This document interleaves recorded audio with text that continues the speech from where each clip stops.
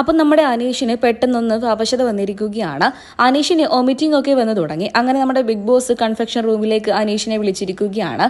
അങ്ങനെ അദ്ദേഹത്തിന് മരുന്നൊക്കെ കൊടുക്കുന്നുണ്ട് നമ്മുടെ ബിഗ് ബോസ്. നൂറയ്ക്കും ഷാനവാസിനും ഒക്കെ ഇന്നലെ ചെറിയ ആരോഗ്യ പ്രശ്നങ്ങളൊക്കെ ഉണ്ടായിരുന്നു.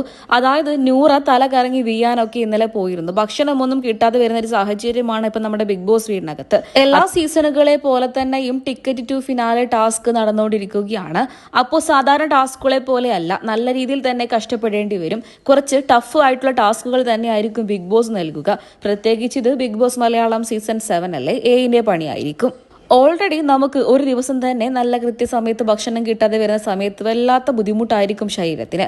അപ്പോൾ നമ്മൾ ടിക്കറ്റ് ടു ഫിനാലെ ടാസ്ക് തുടങ്ങിയ സമയം മുതൽ തന്നെ കൃത്യസമയത്ത് ഭക്ഷണമൊന്നും കിട്ടാതെ വരുന്ന സാഹചര്യത്തിൽ പലർക്കും പല ആരോഗ്യ പ്രശ്നങ്ങളും അനുഭവപ്പെട്ടേക്കാം.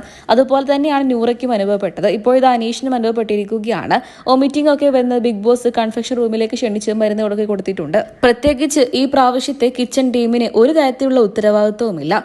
ഭക്ഷണ സാധനങ്ങളൊക്കെ ഇഷ്ടംപോലെ ബിഗ് ബോസ് നൽകിയിട്ടുണ്ട്. എന്നാൽ അതൊന്നും ഉപയോഗിക്കുന്നില്ല. എന്തൊക്കെയോ തട്ടിക്കൂട്ട് പരിപാടികളൊക്കെ ഒപ്പിച്ച് കറികളൊക്കെ ഉണ്ടാക്കിയിട്ടാണ് എല്ലാവർക്കും വിളമ്പുന്നത്.